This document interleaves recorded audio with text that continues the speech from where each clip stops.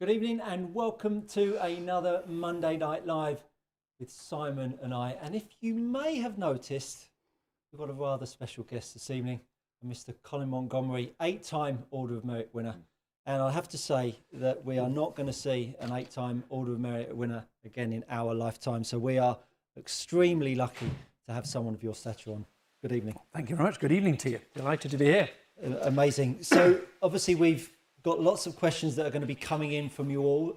This opportunity to ask someone of Colin's stature in the game, the experience and the youthful excitement that he still has about the game. We were just talking off there, which we'll talk about a little bit later on. We've got our iPads standing by for any questions that you might have for Simon or I, but you can speak to us anytime. Get them in for the big man. Yeah, right. And of course, we'll obviously throw them over to Colin. Now, Colin, you've won eight Order of Merits, and I asked you the question at a recent golf day, it wasn't recent actually, it was a couple of years ago, about how you managed to do that. Because as I say, I don't think we're going to do that again. And you had a little formula for your game. And I think for all of the golfers out there, I think it would be mind-blowing to them to make them think how simple you applied yourself with the game. So please, open us up, lean in, guys and girls, get that cup of tea in mouth, because you're going to get about 5 minutes of gold right here. How does one get to the top, but not just get to the top, but stay there, right? 100%. And my view was keep this game as simple as it can be. We all make this game a hell of a difficult, don't we? You know, there's a hell of a lot of difficulty going on here. And look at all the precision golf. You can see by the name itself, we've got to be precise. We've got to be... I took the simplistic view about golf, and my game always started with this club here, the driver, okay? And I hit the fairways. And for 7 out of the 8 years, when I was number 1 in Europe through the 90s, I led the stats on fairways hit. Now, that was number 1. Once we've done that, we've got a good lie. They cut the fairways for you. There's no rough. I've never seen a decent iron player from the rough, ever, right? Because you're guessing. Is it going to fly? Is it going to jump? What's the lie going to be at the pin? If you're on the fairway, you can control the shot. So that's number 1, was the driver. Number 2, my strength always really was my iron play, because I was on the fairway, right? So therefore, I hit the greens, right? And for 7 out of the 8 years, believe it or not, because I hit the fairways, I led the greens in regulation stat. So I led the driving stat and I led the greens in regulation stat.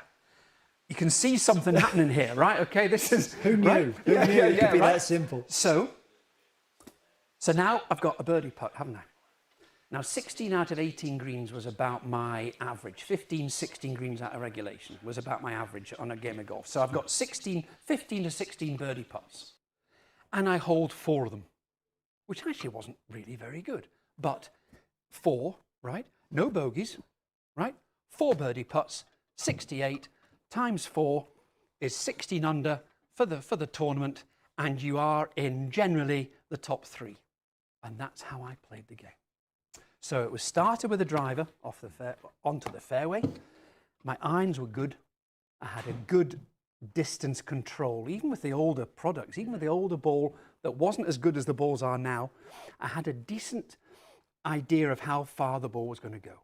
Whether it was 158 or whether it was 168, I could pick a club out. Didn't matter what it was, right? 168, well, I didn't have to hit a hard 7. I hit a easy 6. And I could feel that distance, and I got that distance control. And I always felt if the distance control is right and you are pin high, you have a much easier birdie putt. And I hold 4, 5 putts around out of 15, which is only 1 in 3 really, and did okay, you know. So that was how it was done. So it was the matter of getting the shafts and the irons right for me, for my speed of swing, which was never really very quick. But I tell you, it started with this club here, the driver, and I hit the fairways. And if I could hit the fairways, I'm hitting the greens. And it's the same, really, it's the same as it is today. You find someone that goes out into the rough and they go, well, there's no control. The ball's not stopping on the greens as they would like it. There's no control of spin. You know, we're all here testing off this beautiful lie here, but this isn't a rough lie, you know. These are perfect lies, and The only way you get a perfect lie, in my opinion, is from the fairway.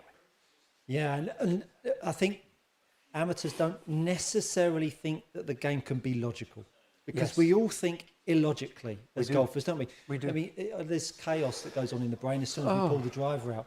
And I think to actually sit at home, have a cup of tea, work out your own golf course and what your weak links might be and your strengths are, and play to your strengths and don't play to your weaknesses, and build around or think about how you can take the golf course on, which is effectively what you've done across the world. I played to my strengths.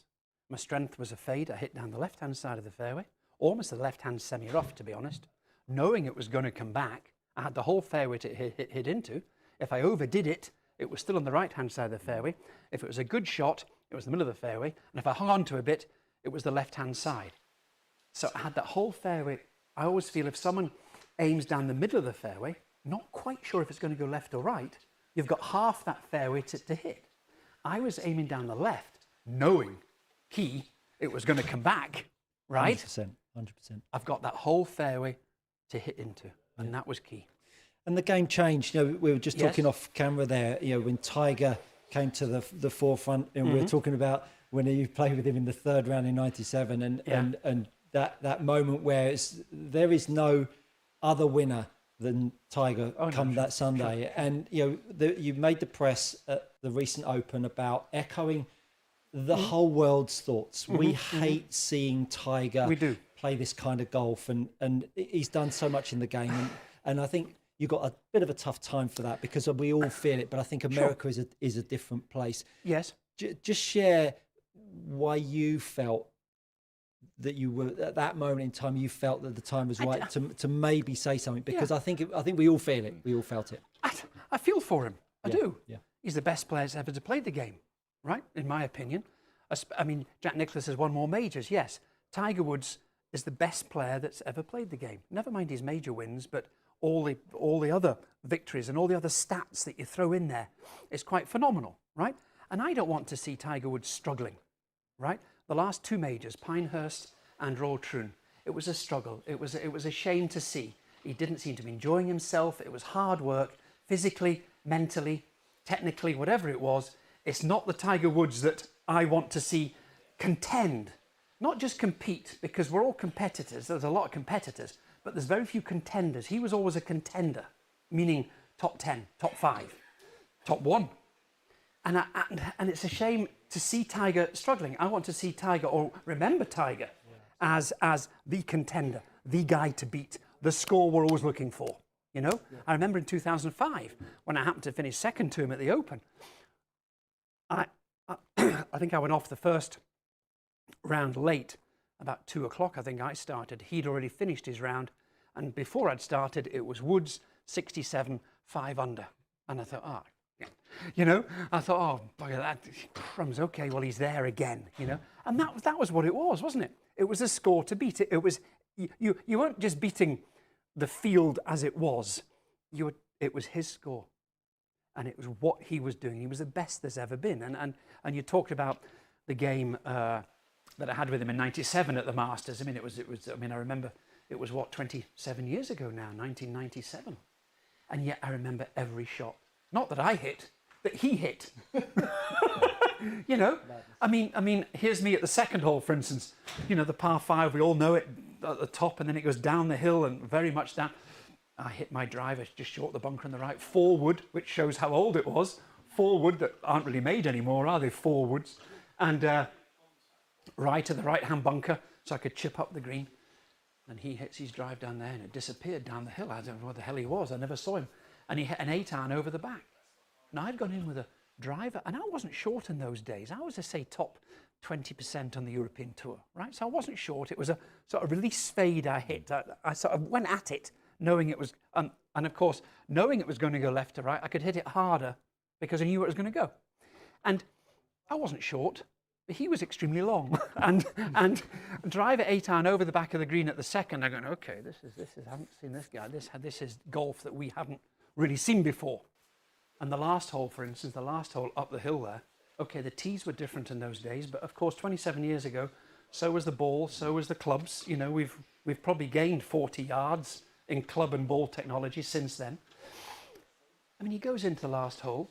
He's got 55 yards to the front edge, plus the 30 on, so he's 85. Sand wedge, stiff. Thank you very much. 65 he shot, and I thought, okay, right, this is something that I haven't seen before, and it continued since '97. And I mean, he's been, as I say, the best. I just want to remember him in that way more than the struggles that we're seeing right now.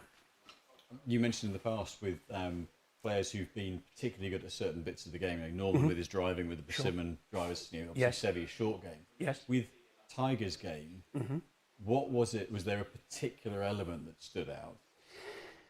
Interesting question. I think it was the will. There was a certain aura about him even then, you know. There was this interesting part, and I don't want to name drop here, but I was talking before he passed, obviously, Sean Connery, right? And he was talking to me as a Scot at one of these dinners, a charity dinner I was at, and he was talking about a meter of sort of diameter around yourself, and that's your space. And very few people come into that space, and he didn't allow anybody to come into that space, right? Unless they were really much invited. I felt that with Tiger, that I was never really invited in. So you stayed your distance from him. There was an aura about him, and there was a certain will. You talk about, so why was he better? There's a certain will, ambition that got that ball in the hole. You could see in the putts, especially on the putting green and the chipping, that there was a will that ball was going to go in. It might not have been the best stroke, but it was a good stroke, obviously. I mean, it was a fantastic putting stroke he had, and still does, obviously, that right hand just releasing. It was a great stroke, but you saw that will of him willing that ball in. You see it, especially when he was with Bob May there in the year 2000, when he had that playoff. Putt at Torrey Pines against Rocco Media to get absolutely. Into the playoff. I mean, it was Yeah, you could see it go in.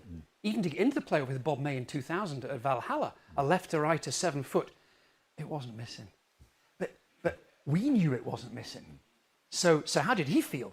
You know, he must have felt great because he was the best. We knew he was the best, and it was a whole different ball game. And I just wish him well. I hope he gets better and starts contending again, which we all would love to see. Yeah. So we've got some lovely questions coming in. Oh, right. And they're all saying that you look 10 years younger. Well, thank you very much. I love you all. They're Look just, at that. someone Fantastic. asked John Wood, AG actually says, is this live because you look 10 years younger? What a lovely thing to say. Thank you. So one of the questions from Ian Linfoot has come in and said, when you're having a great day, and you did have many on the golf course, swing body mental tips did you use to keep the score going and push even lower? He has the problem that when he gets a good round going, it capitulates and comes home in an ambulance. How often have we heard that happen? How often do amateurs go out, they know they're in a medal, they know the cards in their pocket, and they are 3 under the handicap with 4 holes to go? How often have we seen this? And it means a bunch to them. And everybody comes here to Precision Golf to get better, to learn about the game and to get better. You want to walk into your club and stand 7 foot tall and say, single figures. Your single figure handicap's a big deal if you were ever 15 or 16, and we all want to get to that even single figures to 5, or hey presto 2 to that golden scratch. You know, I mean, imagine, scratch. You're a golfer. And this is why people do it. And so, how did I continue on a decent round? I tell you what I didn't do is I didn't get tight. I think the question is very appropriate to amateurs who get tight, i.e. they start feeling it and they start gripping the club a lot tighter than they ever did. And if you saw them here or on the first 9, the swing was loose, languid, they got to the top, they finished everything. And now it's a rush, it's an anxious look to where it's gone before they've probably hit it. They're looking up and you can see it's going right already. So I would give a tip to any amateur coming in that lighten those hands, or think about, and it takes the stress and the strain out the forearms, allows you to swing through the ball as opposed to hitting at it. You hit through the ball, and it's amazing what can happen. So to me, that's what I used to do. I used to lighten the hands and not put any more pressure on that club and allow me to allow myself to do the work that the club wants to do. I talk about it all the time on my channel. We've lost this ability to think that the club's swinging. And I Yes. think you Yes. are without question one of the last swingers of the golf club in the game, because we look at the game now and they're pounders of the ball. Oh, pounder. Who do you stand on the range and go, oh, doesn't he look like he sort of smooths it out there? There isn't anybody. No, there's no. And so if you're going to do one thing, get Colin's golf swing on repeat. When you're having a bit of a dodgy back nine, stick it on repeat and think about Colin's tempo, because honestly, that set, that unload, the swing, I mean, it looks like the golf club, in your hands, it looks like it weighs 100 kilos. Well, there's no hit at the ball. I hit through the ball. That's why I have a particularly high follow through, because I'm here and I'm hitting the ball from here and I'm hitting. I haven't stopped yet. Yeah. I haven't stopped hitting it yet. Yeah. And I'm still hitting it now. The ball has got in the way. Yeah. The ball just happens to be in the way of my swing that's coming through. So there's no hit at the ball. You know, you almost want to close your eyes. Yeah. Close your eyes, actually, and then you don't know where the ball is. And then what happens is you can't hit at the ball because it's not there. You can't see it. So, and then, oh, hang on. Well, that was okay. I'm swinging through, you know? Yeah. We've had a lot of questions on requests for a little what's in the bag, Colin. What's in the bag? Now. Well, I'll have my help from my technician here, Simon, who has. Well, I think Simon's been very fruitful in putting this bag together over the years, and this is the current bag that we have. So I'll open. This is a corporate bag, Troon. This is a property development company that own and run an awful lot of courses worldwide. So this is my bag, Troon. We have the Scottish flag on because I'm in America. I thought a bit of Scotland. Come on, Homer Golf. Come on, you've got to do that. So here we are. So the corporate bag. Introduced on the tee from England, Colin Montgomerie. Exactly. Yes, it is Scotland, and I'm proud of that. Oh yes, I'm a proud Brit, but also very proud Scot. And especially when you are travelling as much as I am in America, Scotland, Homer Golf. You know, it means something. They've all been there, or they all want to go there. They're all on a bucket list. So being a corporate bag, what I'm trying to say is, being a corporate bag as such, I can choose whatever clubs I want. So this is the clubs that I want to play. I'm not paid to use these clubs, right? So this is what I want to use, right? So here we go. Okay. Ping. I'll get rid of that. Ping 430, okay? It's got a little bit of weight at the bottom because it was a little bit light. 10.5 degrees loft, which is a standard setting. It's the G430 Max. And I find this is the best of both worlds, really. It has length and it has forgiveness. Would you agree with that as a fitter still? Yeah, and definitely. I think in this head for you in particular, one of the reasons we saw the best performance from this is where your strike band's a hair toe size. Yes. It doesn't knuckle the spin off. So where Right. Colin comes through very slightly open face, very slight toe strike, the two actually cancel one another out. But other heads out the toe are going to take spin off more, and then you lose the carry. So that's Yes. why the ping in particular has been Right. a good head for you. Okay. And the shaft, a graphite design, IZ, they call it America, but IZ6 Flex S. So nothing untoward. It's not double X shaft or whatever. I mean, I'm 61 now, so be careful. But at the same time, standard issue, really. Standard issue. I feel it feels the transition that I get from here to there. It doesn't extra kick. It doesn't not kick. It's not boardy. It just feels great. And this is why and it's got the mid-size tour velvet grip. I've got big hands, so one layer and the mid-size velvet grip. So that's What size club are you? XL, sometimes double XL if it's yeah, and the foot Well, joint look double at the XL. size comparison. I've got if you hold your hand up next to sorry. mine, I got a very big, I look like children's hands compared to Colin. a very big, especially my left hand. I don't know what happened. Must have happened about Blood 61 flow years from ago, but my left foot's a size bigger than my right one. Is it? And my left hand is a full size bigger than my right one. Why? you go. My left Pub side, quiz. my left side is therefore, and it's a left-sided game, isn't it, as a right-hander, my left side's stronger. If I was to open, if someone to give me a jam jar or something and to open it, I'd never go, and I'm right-handed, I'd always go left. It's stronger. Wow. Yeah. So that's the driver. Something not even we know. There you go. 3 wood, 3 metal, 3. It's always a 3 wood, isn't it? I don't know, 3 metal. I mean, Christ. I mean, these aren't irons, these are steels. So why are we calling them irons? I don't know. So, Those are steels. yeah, those are steels. So, ping again, okay? I mean, the ping woods are great. This is the LST, the low spin technology, the 3 wood, 15 degrees. This is a hot club. This is a hot club. This has the old technology, hasn't it, that the drivers aren't allowed to have anymore. This has got a little bit of spring in it. Yeah, once you get to a certain loft, they're not Yes. regulated in the same way. That's right. And the smaller head size means they can't go as fast on the face. Or rather, the bigger head on the driver, the bigger face means if they went that fast, it would become illegal. So they can actually do more on the fairway woods now for speed than drivers. And this, would you say this would be a hot 3 wood? Yeah, I mean, the LST was really designed by Ping. One of the major reasons to get some of the stronger tailor-made, fast face, low spin, long heads out of their tour players' hands. So that LST for you gave the shallower profile, bit of launch, but kept the spin down. And that's where that was particularly good from a flight point of view. We got some launch and spin that we couldn't get with other heads. Yeah. And again, the same shaft, IZ7 now, the 70 gram Flex S. So standard issue, really, same grip. Okay. Hybrid. We all have a little hybrid, or a nowadays 5 wood or hybrid. This is the older one, the 425 I use actually, the Ping, with the Ping shaft, the Tour S. I think that says 85 grams, does it? I think it says 85 grams. You see it's worn out because the times are good club. Good club. Gets me out of a lot of, if I do miss the fairway, semi-rough shots, a little bunt in there. I can keep this down, I can hit it high. Great wee club, this.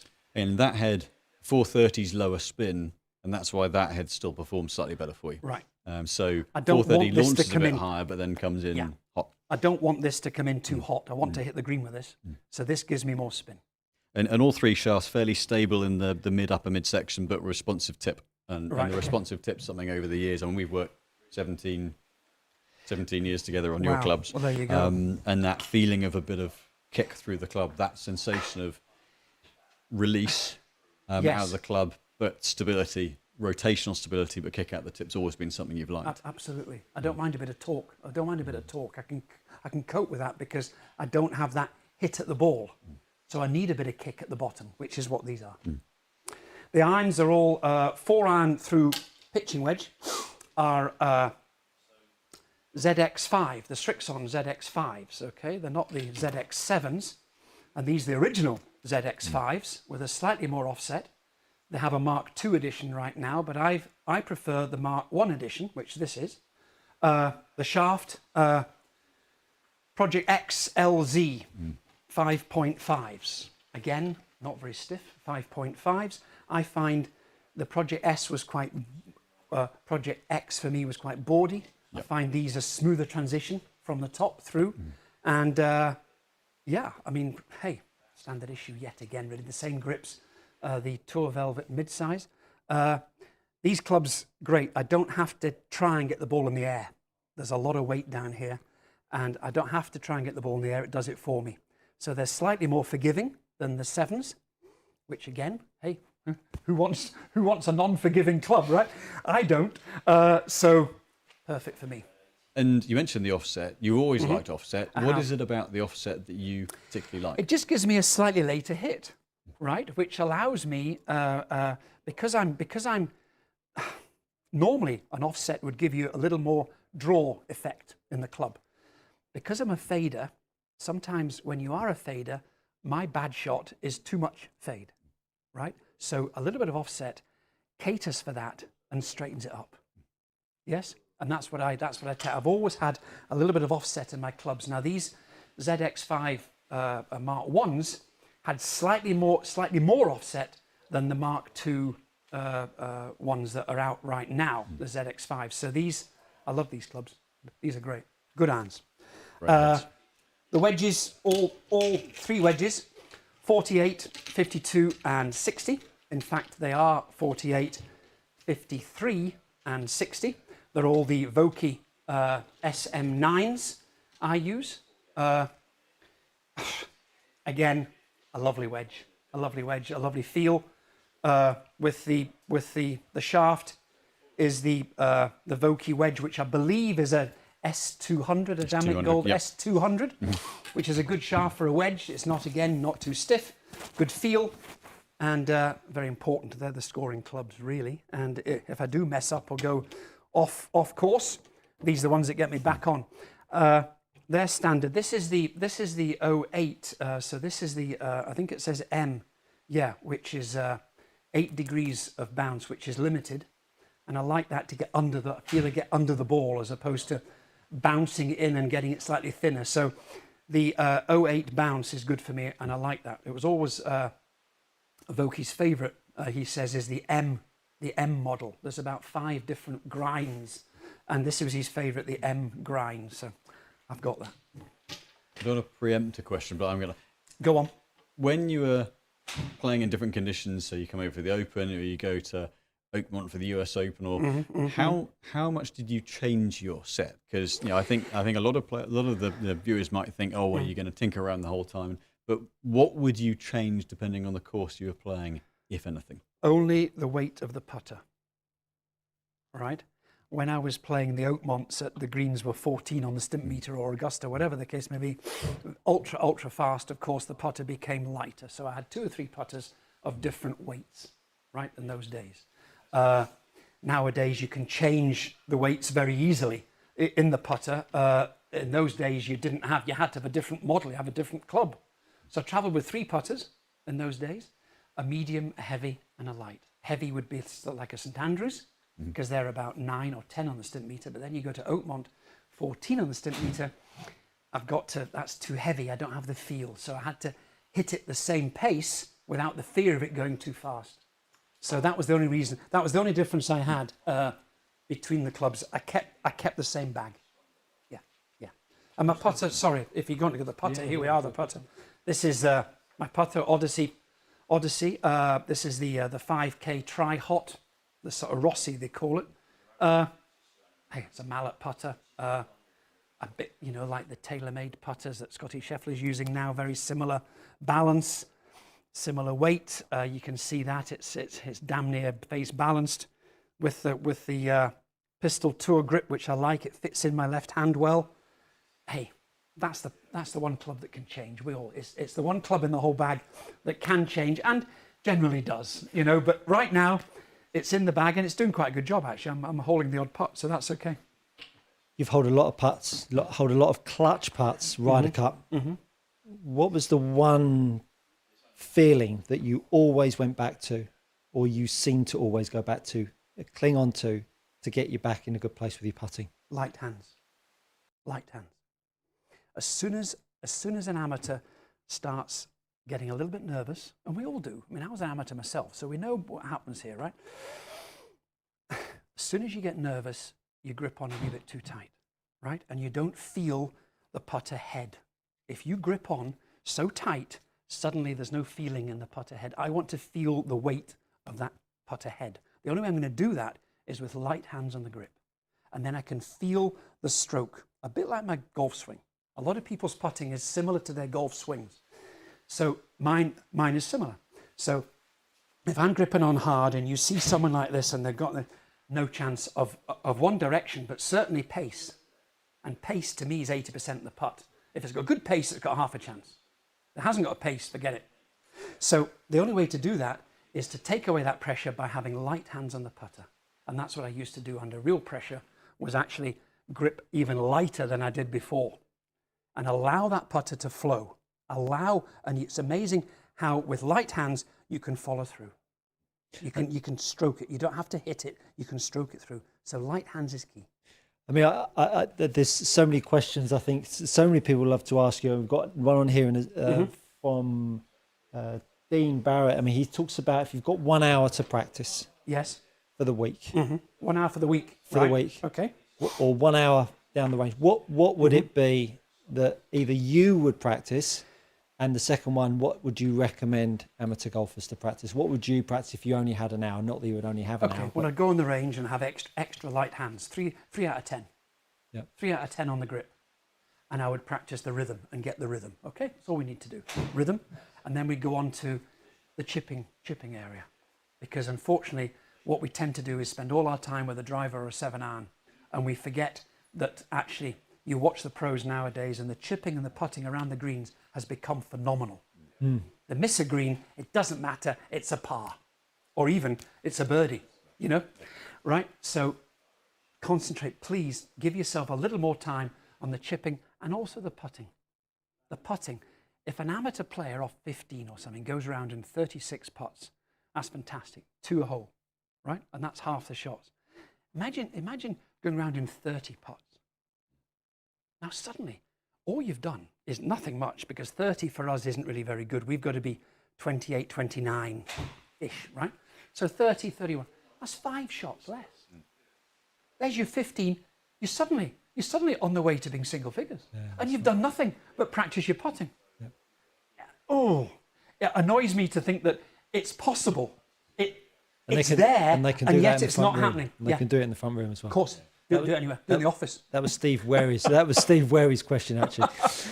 So let's have a little look behind the scenes of the golf bag. Right. The bit that everybody wants to really see. I mean, we all want to see the bag, but we want to see what's inside the bag. What's inside the bag? Okay, here we go. And what's the strangest thing that you've ever carried in your golf bag?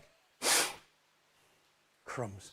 Somebody gave me once at the Open. It didn't work. These are the things that we really want to see, people. She goes, here you are, Monty. She says, some lucky white heather. And I'm going, okay. Yeah, heather. So put it, lucky white heather. Well, no, it didn't work. Sorry. No, I forget who it was. It was an older lady. She thought this was great for me, and she was doing the right thing. And it was all in the right frame of mind, but didn't work. Didn't work. So I've binned the lucky white heather. Yeah. Right, so here we are here. Right. Okay. Front panel. Bit of lead tape. Okay, you saw some lead tape on the bottom of the, just in case that comes off or something. I've got some spares just in case after the round or before the round, I can put it on the range. Okay, so that goes in there. That's impressive. You've got some spare lead tape in it. You're pleased with that. I've got a little bit musk up. Yeah, I'm very impressed with that. Front panel. Okay, waterproofs. Right, waterproofs. Oh, and I won't put it on. But in case of torrential rain, it's amazing how good these little bucket hats are. I've just seen a question. Is there any chance that Colin could put the hat on? No. So there's the waterproofs, right? And I haven't got my caddy's waterproofs in, so they usually go in as well, okay? One of these Seaforth covers. Now, all these bags come with this cover that matches the bag, but it's very heavy and bulky. So we use this nowadays to protect the bag when it starts raining, okay? It says Callaway on it because, I don't know, that was obviously free at the time, right? So that was that, Callaway. Very important, sun cream, 70 plus. 70 plus. I'm quite fair-skinned, so of course, after I'm 61, I've been 40 years in the sun, so always sun cream, okay? That must come out like syrup. Yeah, it does. Right. Okay, so that's the band. Here we are. Right, here's my... here we go in the front pocket. 2 phones, okay? You think, hang on. Red phone, blue phone. Red phone is the American phone, only works in America. Blue phone is my phone. We use the red phone because the Americans don't do international calling, and this gets my tee times and gets my stuff in America, so they can text me an American phone. That's all I use it for. British phone. So there's 2 phones. Okay. For those of you out there, tour players get text messages and interaction with the tour via their phone. Yes. No longer is it No, I mean, we used to phone a number to get the tee times, an office number before the internet. Now it's on the internet, but also you get your tee times on the phone. So that's the 2 phones. Nurofen Plus in case of double bogeys and headaches on the course. If it's hot, I get headaches, so Nurofen Plus. Glasses. Well, I'm 60. Come on, right? Okay, so glasses. Scorecard helps, right? Yeah. Glove, XL glove. I can't believe the size of your glove. The size of your hands. XL glove. Sometimes double XL. What else have we got in here? Oh, this is fantastic. Look, here we are. I've got. This is my tour badge that I keep in the bag. My PGA Tour badge, the Champions Tour. Inside the ropes. Look, I'm allowed inside the ropes. This is I'm very. Look at that. Member. So that's my PGA Tour badge, right? That gets me into all sorts of clubhouses and when I'm checking in that the security guard doesn't know who I am, I have this around my neck and you can get into the car parks, right? Okay. Oh, very good. Apple AirTag. Winner. Everybody that travels Only, have one of these. only it takes away the suspense of whether it's turning up or yes, not. yes, Now you know it's not turning up. now you know it's in Timbuktu, Colorado, yeah. But if we do travel, very, very important. The Apple AirTag, great. Sign to your phone. 2 Sharpies, just in case someone might ask me for an autograph, or I mark my balls with Double colours. Double colours, right? Boom, right. Oh, yeah. Coin, 10p's. All I ever have marked the ball with on the greens is a 10p coin. Queen head up. Never put the queen head down. Always the queen head up. And it always goes in my back pocket. This pocket here is always the one that has the... Right? It doesn't get mixed up with the T's in the front right pocket. I know exactly where it is. It's there. What do you hold in your left pocket? Nothing. Nothing in the left pocket. Okay. So it's the T's in the right pocket. Right. And So the marker always in the the right left. hand, of course, no glove on that hand. No glove, you see, so I can do it. Are you going to switch to a coin with the king? Well, I'll have to, won't I? I'll have to, because these will go out of of mint. So I'll have to go King Charles eventually. But yes, king head up, and a very important tool, the Swiss Army knife. Don't mess with The Monty. round gets really bad. This is if it gets really bad. I mean, what a brilliant invention, the Swiss Army knife. Everyone has a Swiss Army knife in your car, or I keep it in here. I recently found out my wife carries one. I think this is a brilliant invention, the Swiss Army knife, right? Absolutely brilliant. It's got all sorts of things in case, I don't know, the caddy bib might be a bit tight and we cut it, or we do something, or anything happens, or whatever the case may be, we've got it all in the Swiss Army Love knife. it. Okay. Love it. So that's the front of the bag. We can turn it half round in the side pocket here. Spare gloves, okay? Always in a plastic bag, because of course we want them dry, okay? Oh no! Oh no! Right, here we go. Right, Yeah. business end. Right, business end. T's. This is the T pocket. This is where superstition starts coming in. Okay, you see this here. Look, now there's a reason. Look, you see there's a prop. Only white. Okay, this is only white T's. And what's your rule on broken tees? Well, broken tees. Never use a broken tee. Never use a broken tee. No. You know, sometimes on par threes, you see them neatly stacked up, and the marshal goes off and puts them all down the side. No, never use someone else's tee. My tee. Got it. Okay. And only white. Right. Yeah. I had a Red feeling that was gonna and be the yellow case. signify a water hazard. So I don't want to ever use a red or yellow tee. Okay, you're now thinking white is out of bounds, but I'm going to have to keep the ball within the vicinity of the course. 8 Order of Merit titles, So not that's- out of bounds tees. So that's that pocket. Now we go this pocket. Oh, this is a good pocket. Okay, here we go. Aha. Jelly babies. You didn't let us know. You didn't let us know about that. Now the trouble with that Jelly is, babies. don't you know? Bag isn't in your hotel room. Do you not like want to tuck into those sometimes? You know, in your hotel room, you're feeling a bit peckish. You Oh no, wanna, you know, no, this is just the red ones, because the red is a birdie. Yes. Okay. Red's a birdie. Yes, I like the red ones. A bit of a sugar high keeps me going after 5 hours in the course. Oh, don't worry, there's a supply in the room as well. Don't worry, that's just the bag. just the bag. Got it. Brilliant. Always hand warmers, pocket hand warmers. Now these are good because, you know, hand warmers, they just discard them, but I can charge these up. These are good, these ones. 2 hand warmers in the pocket. Okay. Oh, bloody good. I've not seen just those. in case. I mean, we play in Canada sometimes, or we play in Aberdeen. We were up at Trump Aberdeen last week in the Legends Tour. You know, sometimes in the mornings, even in the summer. So bloody good. Hand warmers. Only thing that goes in the left pocket. Yeah. Yes, only thing that ever goes in my left pocket. Got it. Right. Got it. What we got now? Here we are. Spare shoelaces, just in case. I mean, on the range. Hey, Easily you never done. know. Easily done. So obvious, Easily isn't it, done. now? Easily done. Aggressive shoe like tying. Aggressive shoelace. Oh, damn it! I've gone shoe. Yeah. What do I do now? Yeah. Spare. Right. Cleaning ball. yeah, What do you club call cleaner, it? Club cleaner. Yeah. Quite good. Yeah. Quite good. Rubber grip in case it's raining. There's a lot of doesn't people. slip. A lot of people have those on a piece of string Yes, tied they to do. the tied to the. Yes. Yes, haven't got to that stage yet. No, please. if I ever get to that stage, Shot. shoot. Shot. Yeah. Shot at forehead. Yeah, shot. Other pair of glasses. Obviously, just in case. 60 The other years ones, old. 60 years old. The other ones wear out. Glove, wet weather glove, just in case. Quite good. Must And have. how do you feel about a glove on the right hand swinging and hitting? On the right hand. Oh no, that's my left one. That's the left hand. That's the left. No, I'd never do an Aaron Rye. I couldn't do that. No. I've no feel. No. No feel. What about you, Simon? No. If the weather was that bad, I'm not out there. Yeah, exactly. I don't have to go out there. No, exactly. Sure. Exactly. You know these, what do you call it? Wrench. Yeah. Thingy. We call it the thingy. Got it. The spanner. We all know what that is. If I'm going to change, or it comes unloose or whatever, I've got one of those. Lens cleaner. Glasses lens cleaner, course. because you want to see. Okay. Look, you asked. I mean, a scout. You asked for this. Never-ending. You asked for this. I mean, And this pocket is the ball pocket.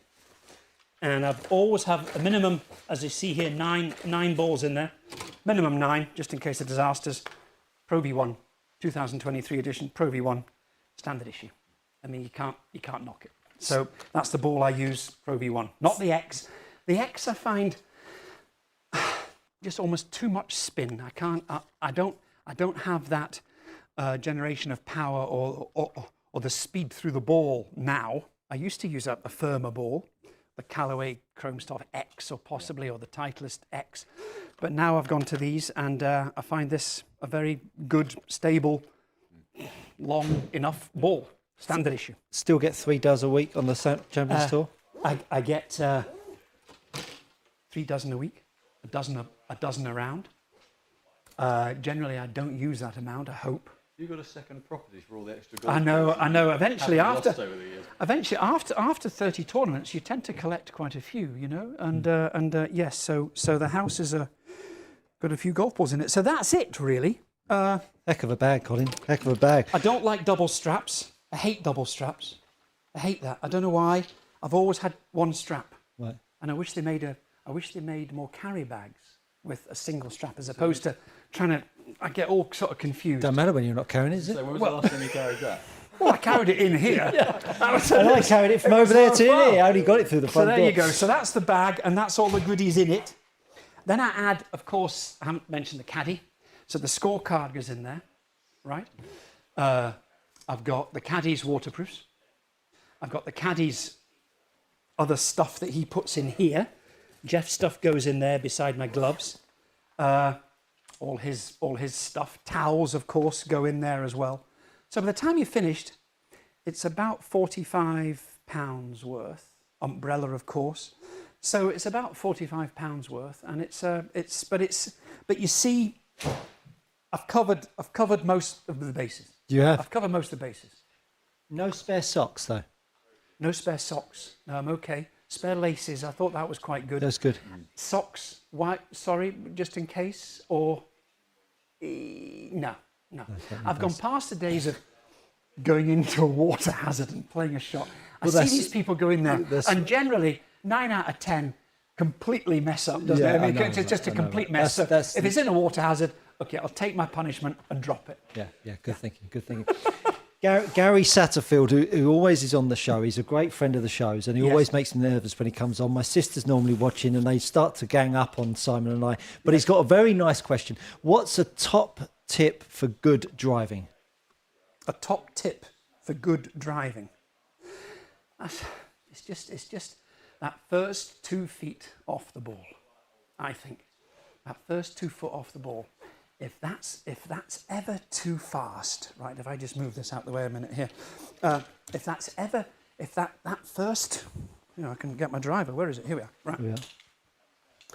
If that first 2 feet there is ever too quick, you've lost the whole momentum. You're not going to finish the backswing. So to me, the slower one can go. We can't really take it back slow enough for that first 2 foot. That first 2 foot of that swing, to me, is vital. Right? Keeping it low and slow. That's all it is. Low and slow to the ground. If that's now we're generating a backswing. Now we're generating a follow through. And you were always a dragger of the handle away from the goal, weren't you? Which was very distinct. I dragged it away. Where did that come from? Did that come from anywhere? There's people that sort of hover the club a wee bit above the ball and do that. I can't do that. I just can't do that. I mean, Greg Norman was fantastic at it, and a few others are super. Fowler was a hoverer, was he? Yeah, Nicholas. Yeah. I couldn't do it. I generate this low and slow by actually going along the turf. Right. Now the tees are generally cut quite nicely, so it's okay. You're not going to bounce Not around. playing any municipals recently, have you? Not recently, On but tour? there's some good courses. Yeah. Beth Page Black's a municipal course Exactly. where they're playing the Yeah, Ryder Cup, for 100%, goodness sake. 100%. So, I have played somewhere fantastic recently, Carnoustie, municipal course. Isn't that just unbelievable? We played the Senior Open there, and it was a delight. The conditioning, the way that it was presented, the manicure of the course, it was, and the quality of the golf course itself, superb. But yes, so I just dragged the club back over that turf, and if you can do that, then you've got that start of rhythm and tempo, which is key to good driving. Sure is. Any questions for Colin from you? While I have a little look through our... So I'm going to throw one out there and say, you are one of the most successful Ryder Cup players and captains ever. Favourite Ryder Cup memory? Good. My goodness me. That you're allowed to tell us.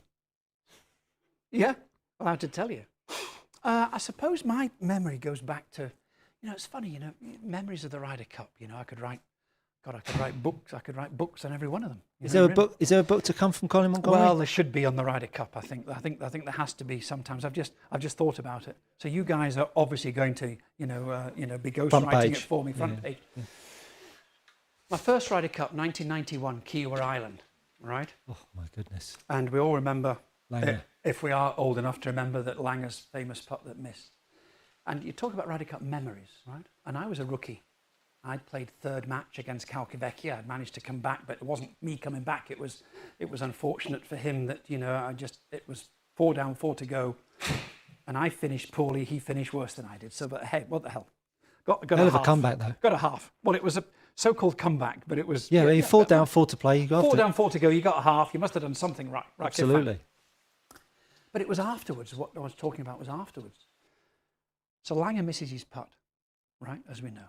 And it wasn't really a missed putt. He even said he hit it on line, which was incredible. Even to hit it on line, never mind in it. He says it hit something, but we weren't allowed in those days to tap down any spike marks. So he said it hit something and just deflected it a bit and he missed. But it was the Ryder Cup memories. It was in the locker room afterwards, in our team room afterwards. And it was my rookie year. And I was alongside Faldo, Woosnam, Seve, Langer, Olazabal, Lyle. I mean, it was just... What a team. What a team. And I was like, what the hell am I doing? What am I doing involved here, right? And it meant so much to them that I remember Seve, Langer came into the team room and it was all handshakes and stuff outside publicly, right? And it was all sweet and nice outside. When we got in the team room, it changed dramatically. And Langer was in the corner, right? His head in his hands. Never forget it. Talk about a Ryder Cup memory. And he was crying his eyes out. And Seve went up to him and they both hugged each other and they were both started to cry. Because remember, in 85, we started winning this Ryder Cup. 87, we won it away from home. 89, we tied, so therefore we kept it. So we've had it three times already. So this was 91. This was a loss. First loss we've had since 85.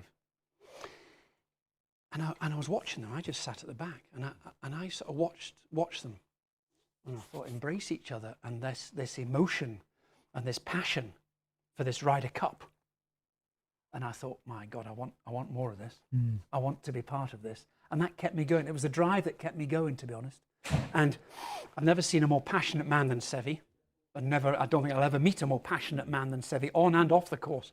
And Langer, what it meant to him. And I thought, okay, I want a bit, you talk about Ryder Cup memories and yes, winning and all the sort of holding putts, but that was my memory. That's my memory of the Ryder Cup was that embrace of two legends, really, two icons, of the game, and someone that I looked up to as a rookie, although they're only, 6 years older than I am, and yet I looked up to them as father figures almost. And that was my memory of the Ryder Cup, and it's remained to this day. And that was 91. So you're talking 33 years ago, and I remember it was yesterday. Amazing. And I think going back to the changing of the game when Tiger turned up, social media now, the game is in a different place. The Ryder Cup has been forgotten. I think for the new generation golfer, they forget those moments. Those moments where they're not playing week in, week out for millions and millions and millions of dollars. No. This Ryder Cup was back to almost amateur golf. The guys weren't paying for oodles of cash. No. They wanted to beat the Americans. And I'm not saying that the European team doesn't want that now, but it's steeped in the history of that era and before, rather than now. Our expenses were paid. It was my first time in Concord. It was all the lavish stuff. Which was Jacqueline's doing, really. Which was Jacqueline's doing before Bernard Gallagher took over in 91. It suddenly became from a 3-star event to a 5-star event in Europe's eyes. But at the same time, it was that passion because there was no money, and there's no money now still for the European players, and yet it means so much, doesn't it? You can see even in Rome the last time we played, that passion with Rahm and McIlroy and Hovland, everybody working for each other. It was a super place to be in. It was a memory that you don't realize it at the time, but looking back on it now, as you've just said, being part of history, being part of that team environment, I always preferred that team environment than I did winning individually. I won individually, and fine. But winning as a team meant so much because I felt I'd help them and they'd help me, and we worked together, and it was fantastic. Yeah, it was great. And I think that when you play team sports, that camaraderie and that affinity with other people is what you've shared, that experience, that enjoyment. Got a cracking question coming from Todd Adcock, another pro actually that comes down here. Yes. And he asks, what's a shot that you've witnessed that stands out on your career, and a shot that you've played that stands out in your career? Two cracking. Crumbs. Two Well, cracking. the shot that stands out. Good question. There's a few that I've witnessed that have been, my God, what? I mean, some bad, some good. Don't get me wrong. I mean, some remarkable shots and some not so.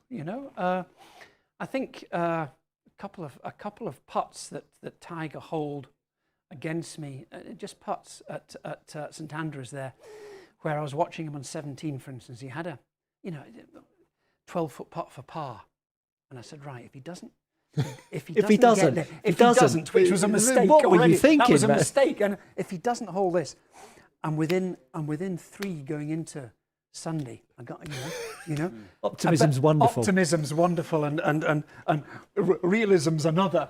And trying to be realistic, and it was that will, going back to him, it was that will of that putt going in. There was no way that putt was missing.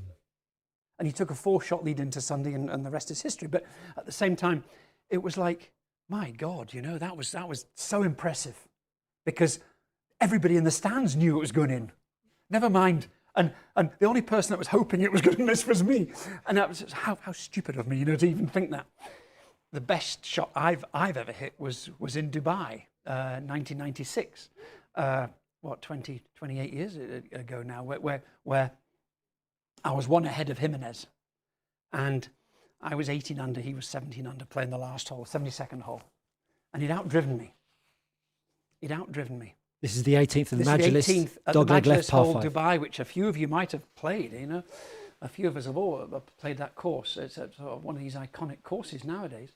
And he'd outdriven me, and he made a huge error. And we were younger then, obviously, and he wouldn't do it now. But he outdrove me. I'm 1 ahead, and it's a very difficult, because it was into the wind, and there was wind, and there was obviously a great big lake in front of the green. And he made a mistake, and he drew out his 3-wood before I had hit my shot, because I was behind him. And I said to Alistair, my caddy at the time, I said, look, he's going for it. And I had a 6-iron in my hand. I was going to lay up. Oh, wow. Did you know that, Simon? No. I was going to lay up. I had a 6-iron in my hand. I was going to lay up. And he drew out his 3-wood. He was about 12 yards ahead of me. And I go, okay, there's only one club that can work here. My 3-wood's not making it. There's only one club that can work here. It's my driver. If I hit my driver properly, I'll finish this.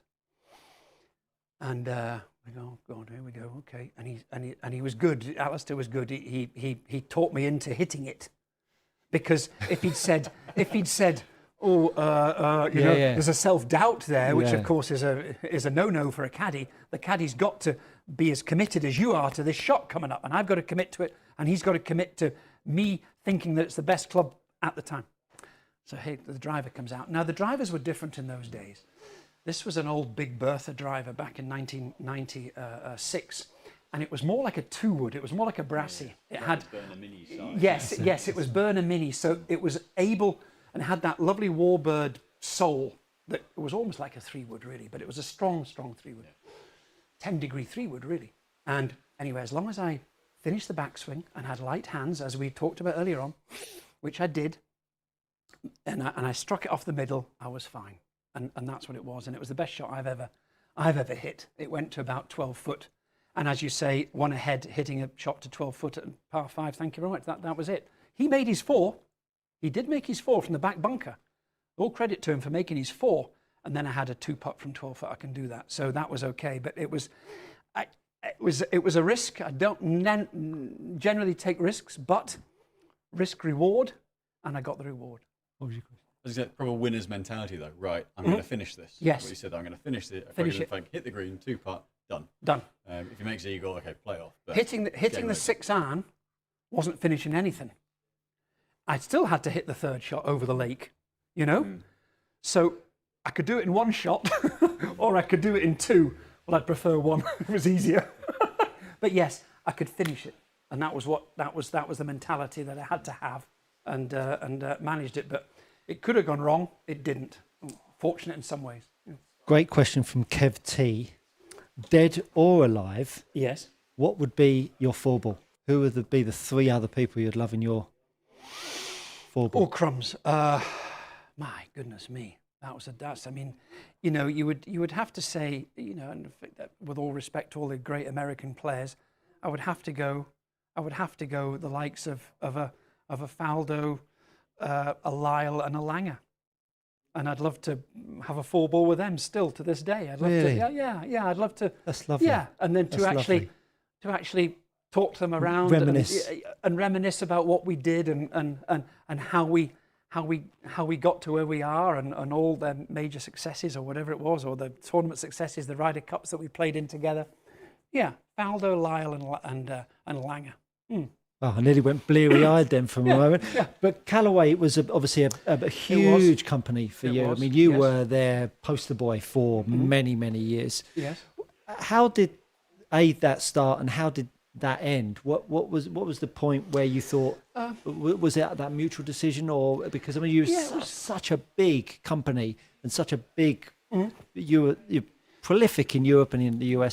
You know, they were very lucky to have you, and it was. You know, we all remember Callaway for you. Yeah, I think so. The first 2 Orders of Merit were won with Wilson clubs. Right. Okay. 93, 94 were won with Wilson, and Callaway came calling at the start of 95, and it was the first time that Callaway had really brought out an iron set. It was their original Big Bertha. Dick Helmstetter was the designer of these clubs. That's the RCH, Richard C. Helmstetter. You see in the old Callaway clubs, RCH, whatever, that's his initials. Okay, he was the designer of the shafts. And he also designed the heads of these particular clubs. And to be honest with you, they were ugly. I mean, they were really ugly clubs.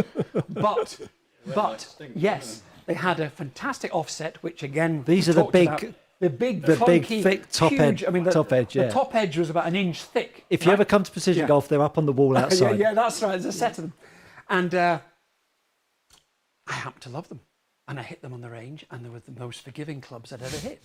Right? Not then against the Wilson clubs that had the Ultra 45s, which are good clubs. These were more forgiving. And I thought this was, I'm not perfect. My game needs improving. So I was using game improvement clubs. And hey, I'm proud to say I did, to be honest. And it was a bit of a risk. In the first tournament, people said, oh, Monty's, I hate to say, Monty's gone for the money with Callaway, you know, or watch this demise, he'll go down, you know. Well, the first tournament was Dubai, 95. And there was a bit of pressure on because I was feeling this a bit, okay, the payment was good, don't get me wrong, but it was also a big change from winning the Order of Merit twice with why it wasn't bust, why fix it? I wanted to get better.